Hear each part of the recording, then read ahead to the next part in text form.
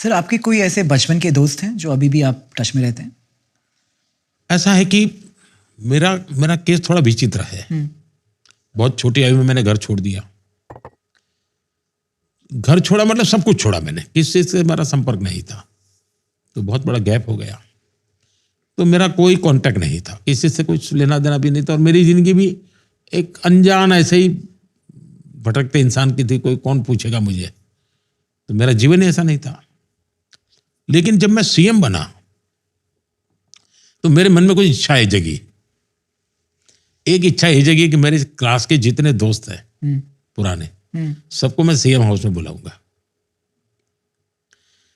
उसके पीछे मेरी साइकोलॉजी ये थी कि मैं नहीं चाहता था कि मेरे किसी भी व्यक्ति को ये लगे कि अपने आप को बड़ा तिस्मार का बन गया है। मैं वही हूं जो सालों पहले गांव छोड़ के गया था। मुझ में बदलाव नहीं आया है।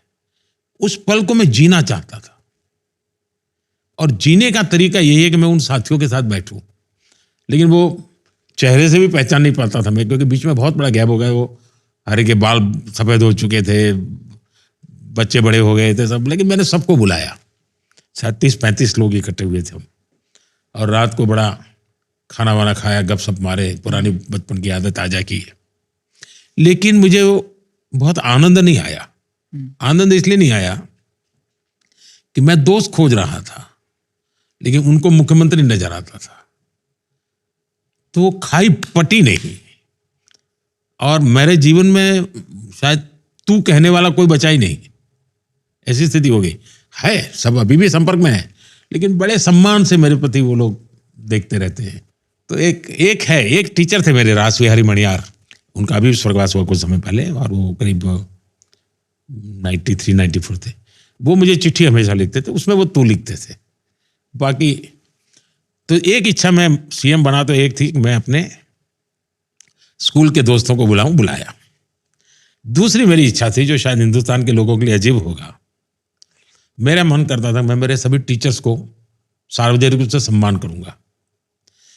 तो मुझे बचपन से जिन्होंने पढ़ाया है और स्कूली शिक्षा तक जो भी मेरे टीचर रहे, मैंने सबको ढूंढा, और सीएम बनने के बाद उनका बहुत बड़ा सार्वजनिक सम्मान किया मैंने।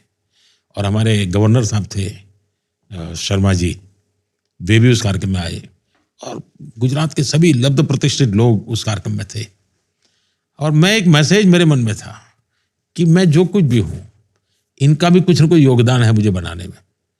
कोई मेरा बाल मंदिर के टीचर रहे होंगे, कोई सबसे बड़ी आयु के टीचर 93 ईयर के थे। करीब 30-32 टीचर्स को बुलाया था, और उनका सबका मैंने सार्वजनिक रूप से सम्मान किया। और मेरे जीवन की वो बड़ी अच्छी पल थी कि मेरे मन में लगता नहीं है।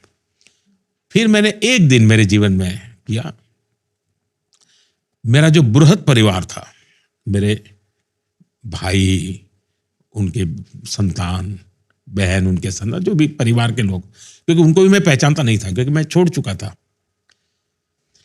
लेकिन एक दिन मैंने मेरे सीएम हाउस में सबको बुलाया। सब परिवारजनों को परिचय किया मैंने, ये कौन, किसका बेटा है, किसकी शादी कहाँ हुई है, क्योंकि मेरा तो कोई नाता रहा नहीं था। तो तीसरा काम मैंने ये किया। चौथा, मैंने जब संघ के जीवन में मैं था, तो शुरू में जिन परिवारों में मुझे खाना मिलता था, खाना खाने जाता था, कई परिवार थे जो इन्होंने मुझे खिलाया पिलाया। तो जीवन भर मेरा अपना तो कोई खाने की व्यवस्था नहीं थी, ऐसे ही मैं खाता था। तो उन सबको मैंने बुलाया था। तो जिसको कहें कि मैंने अपनी इच्छा से कोई चीज़ें की, इतने पिछले 25 साल हो गए मुझे, तो ये 4 चीज़ें की मैंने। मेरे स्कूल के दोस्तों को बुलाया, जिनके घर मैंने खाना खाता था वो उनको बुलाया, मेरे अपनी फैमिली के लोगों को बुलाया, और मैं मेरे टीचर्स को बुलाया।